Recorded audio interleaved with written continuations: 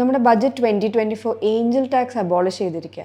അപ്പോൾ നമ്മുടെ ഓഡിയൻസിന് വേണ്ടിയിട്ട് ഈ ഏഞ്ചൽ ടാക്സ് എന്താണെന്നും ഈ അബോളിഷ്മെൻറ്റിൻ്റെ ഇമ്പാക്റ്റ് എന്താണെന്നും ഒന്ന് എക്സ്പ്ലെയിൻ ചെയ്യാമോ?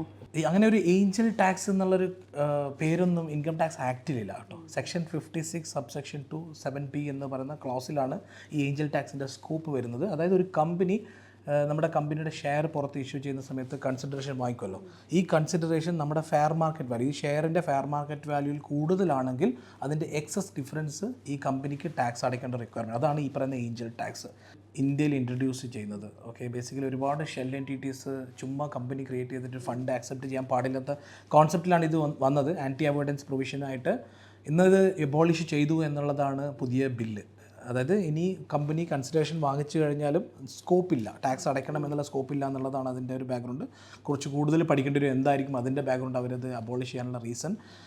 ബട്ട് ഈ വളരെ ഇമ്പോർട്ടൻ്റ് ആയിട്ടുള്ള ഒരു ആസ്പെക്ട്സ് ഇവിടെ എന്താണെന്ന് പറഞ്ഞു കഴിഞ്ഞാൽ, startup company DPIIT approved startup കമ്പനികൾക്ക് ഈ സെക്ഷൻ അപ്ലിക്കബിൾ ആയിരുന്നില്ല.